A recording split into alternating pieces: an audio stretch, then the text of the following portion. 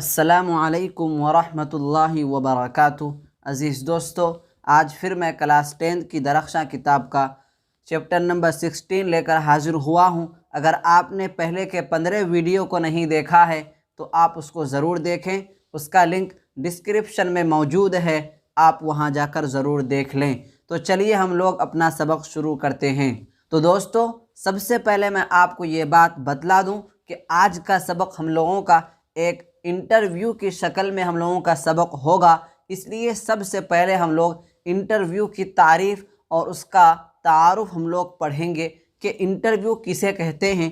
اس کے بعد راجندر سنگھ بیدی کے حالات اور ان کی زندگی کے بارے میں پڑھیں گے، اور سب سے آخر میں اس چیپٹر کے مختصر ترین سوالات اور مختصر سوالات کو حل کریں گے۔ اس لیے آپ سے گزارش ہے، آپ سے اپیل ہے کہ آپ ہمارے ساتھ بنے رہیں، اور آپ کے دوست احباب میں سے جو بھی کلاس 10 میں ہو تو اس کو اس سیریز کے ساتھ ضرور جوڑنے کی کوشش کریں۔ تو چلیے ہم لوگ اپنا سبق شروع کرتے ہیں۔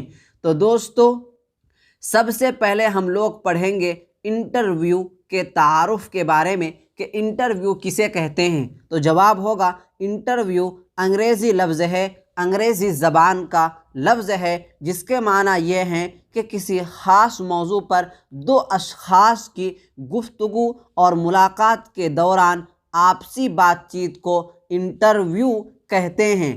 انٹرویو کسے کہتے ہیں کہ کسی خاص موضوع پر، کسی خاص ٹاپک پر دو اشخاص یعنی دو آدمی کی گفتگو اور ملاقات کے دوران آپسی بات چیت کو، آپسی گفتگو کو انٹرویو کہتے ہیں۔ اس کے بعد ہم لوگ پڑھیں گے راجندر سنگھ بیدی کے حالات کے بارے میں کہ ان کی پیدائش کب ہوئی، ان کی وفات کب ہوئی، وہ دنیا میں رہ کر اپنی زندگی میں کون کون سے کارنامے انجام دیے۔ تو چلیے ہم لوگ اسی کے بارے میں پڑھتے ہیں۔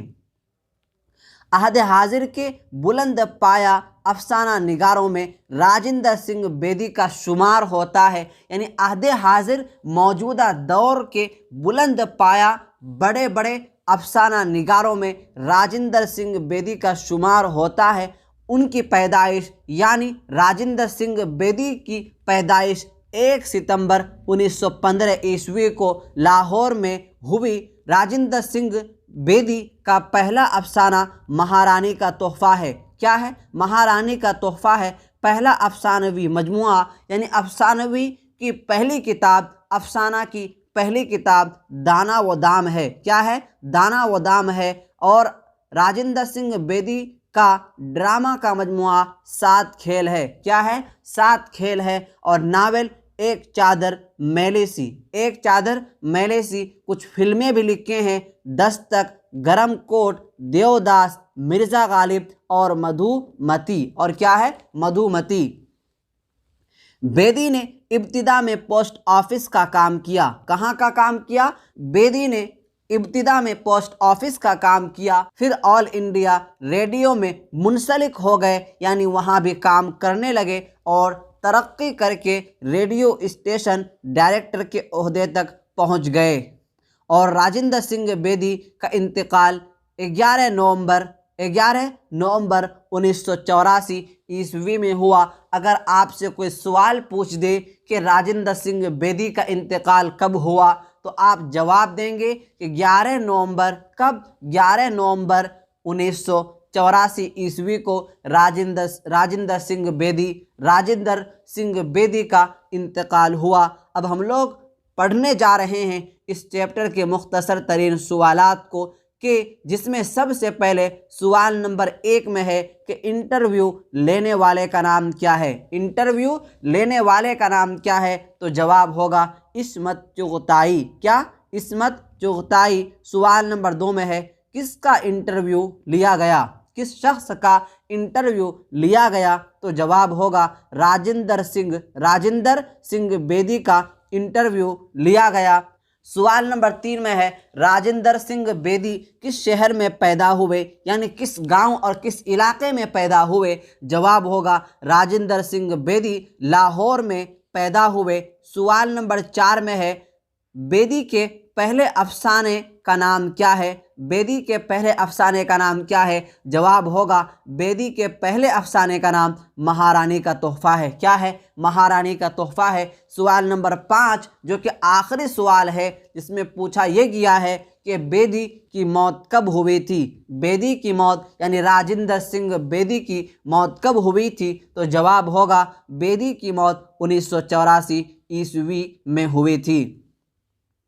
मुख्तसर सवालात में सवाल नंबर 1 में पूछा गया है कि राजेंद्र सिंह बेदी की तारीख़ पैदाइश क्या है? यानी राजेंद्र सिंह बेदी किस तारीख़ में पैदा हुए, किस तारीख़ में उनकी पैदाइश हुई? तो जवाब होगा राजेंद्र सिंह बेदी की तारीख़ पैदाइश 1 सितंबर 1915 ईस्वी है। सवाल नंबर 2 में है कि राजेंद्र सिंह बेदी ने किन किन दफातर में काम किए, यानी किन किन ऑफिस में, किन किन दफ्तरों में वो काम किए? तो जवाब होगा बेदी ने इब्तिदा में पोस्ट ऑफिस का काम किया, फिर ऑल इंडिया रेडियो में मुंसलिक हो गए, यानी फिर ऑल इंडिया रेडियो में भी काम करने लगे और तरक्की करके, मेहनत करके रेडियो स्टेशन के डायरेक्टर के ओहदे तक पहुँचे।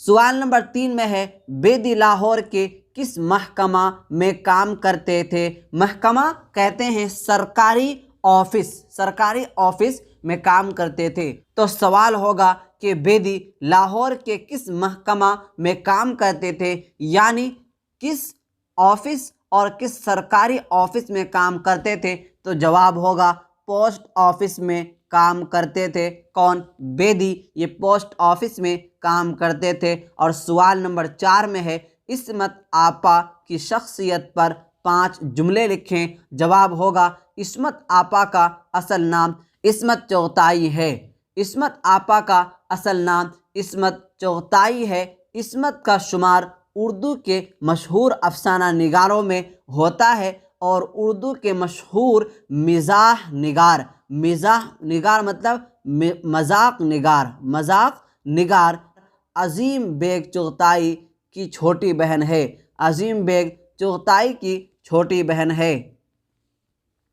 अब बढ़ते हैं सवाल नंबर 5 की तरफ। सवाल नंबर 5 में पूछा गया है बेदी और कृष्ण चंद्र में पहली मुलाकात कहाँ हुई थी? जवाब होगा राजेंद्र सिंह बेदी और कृष्ण चंद्र की मुलाकात की ये सूरत हुई कि जब बेदी ने कृष्ण चंद्र के अफसानों को पढ़ा तो बहुत मुतासिर हुआ। नतीजा ये हुआ कि जब भी कोई फ़नकार सामने से गुज़रता तो बेदी उससे दरियाफ्त करता, क्या आप कृष्ण चंद्र हैं? इसी तरह एक बार पंजाब पब्लिक लाइब्रेरी गए तो मालूम हुआ कि वहाँ एक कैरियर रिसाला शाये होता है और उसके एडिटर कृष्ण चंद्र हैं, उसके एडिटर कृष्ण चंद्र हैं। तो राजेंद्र सिंह बेदी वहाँ गए और एक दूसरे के साथ गले मिल गए और वहीं पर उनकी मुलाकात हो गई। तो दोस्तों मैं आपसे यही उम्मीद करूंगा कि आज का सबक आपने बहुत आसान अंदाज में समझ लिया होगा। कहीं भी दिक्कत हो, कहीं भी परेशानी हो और कहीं समझने में दिक्कत हो, परेशानी हो तो आप कमेंट बॉक्स में अपनी राय ज़रूर पेश करें। तो चलिए आज का सबक हम लोग यहीं तक ख़त्म करते हैं। तो दोस्तों 10वीं क्लास की उर्दू की मुकम्मल तैयारी के लिए हमारे यूट्यूब चैनल यानी मुजाहिदुल इस्लाम ऑफिशियल को सब्सक्राइब करें और रोज़ाना के सबक का PDF लेने के लिए नीचे दिए गए नंबर पर राब्ता करें 9934753942।